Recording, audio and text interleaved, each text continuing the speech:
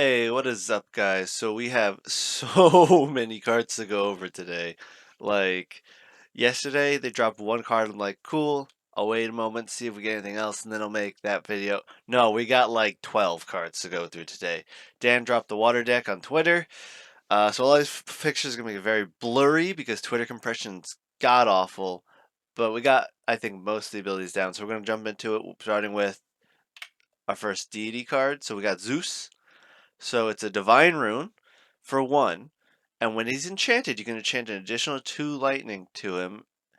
Which so basically he's a 1 to 3 enchant cost, but you can play him on one if you need to. You can disenchant 1 lightning from him to target opponent Elestral and decrease the attack and defense by 3 until end phase. So I think this is a move over Trifernal.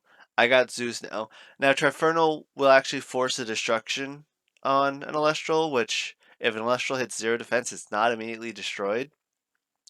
So that's the benefit to Trifernal. But this basically just lets you just start pinging down your opponent's Elestral so you can kind of just swoop in, like you can start killing stuff with Nimbug basically if it's got 0 defense.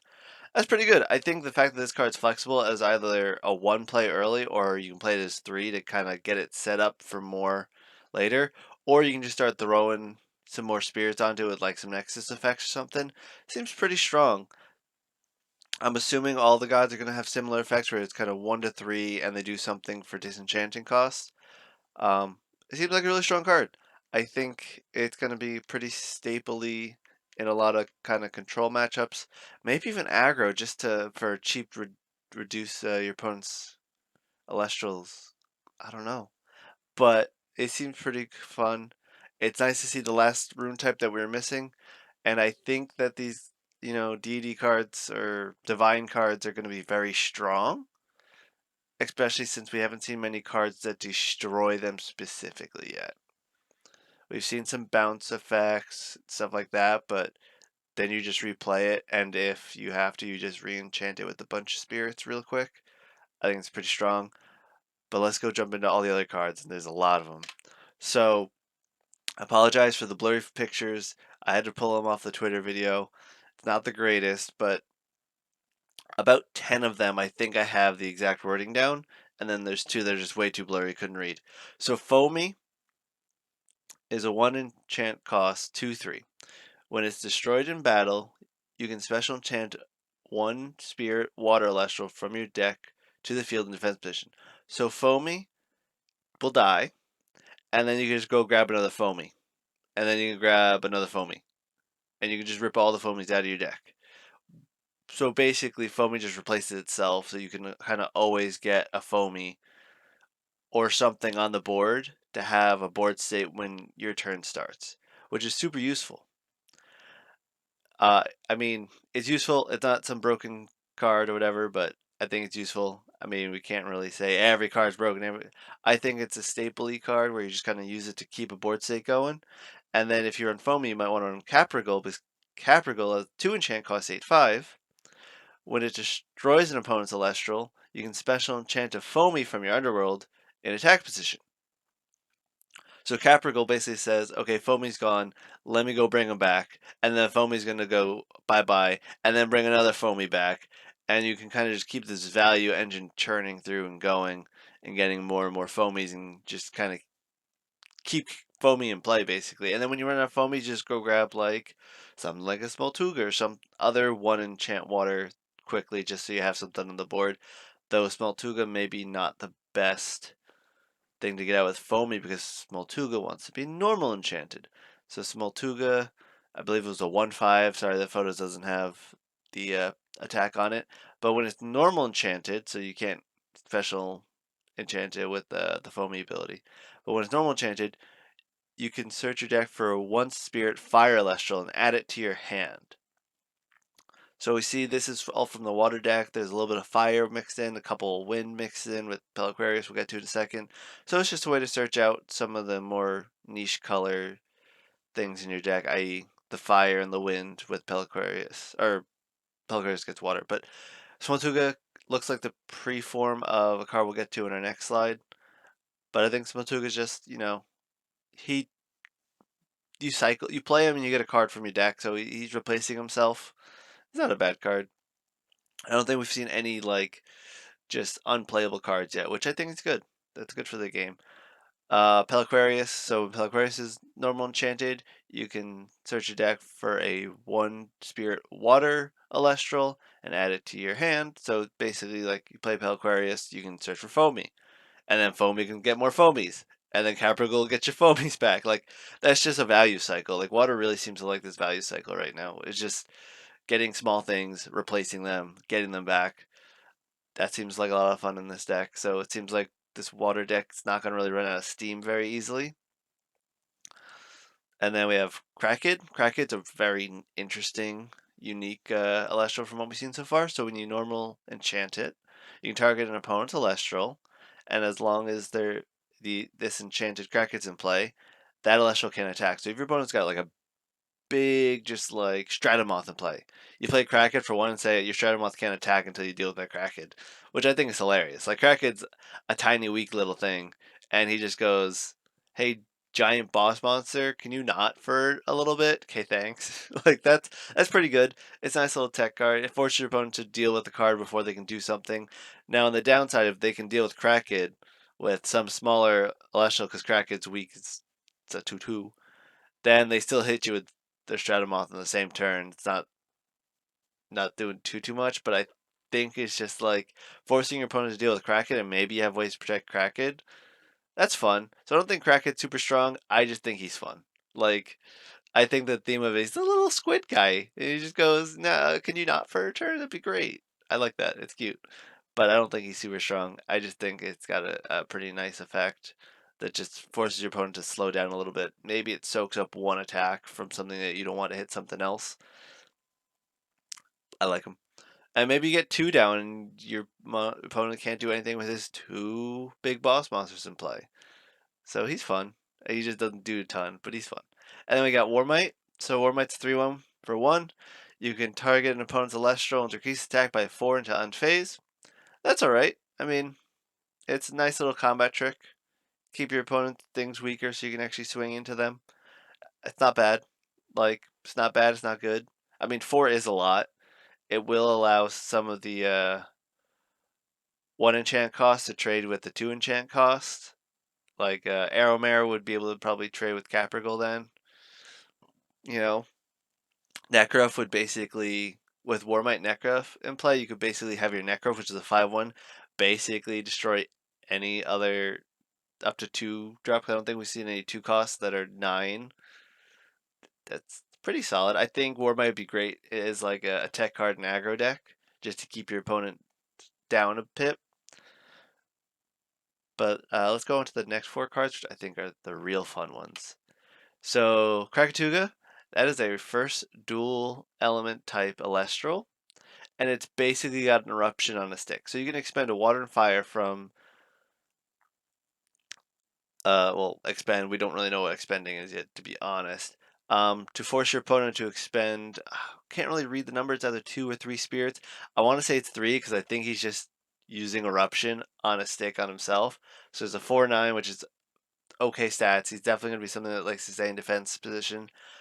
But yeah, he's basically just an eruption on a stick. So I think if you're trying to go for the expend strategy, like you run some Necrofs, you run Krakatugas, you run eruption, and you just try to force those expansions really quick. Seems like a good card. It definitely seems like the kind of eruption playstyle where you're just trying to force your opponent to expend everything so they can't do anything about it. Hopefully, and go on that. Trident Poseidon, it's really interesting. So the Celestial gains 1 attack and cannot be targeted by counter runes. That's pretty good already. And then if you have Poseidon enchanted, this artifact cannot be targeted by opponent's card effects.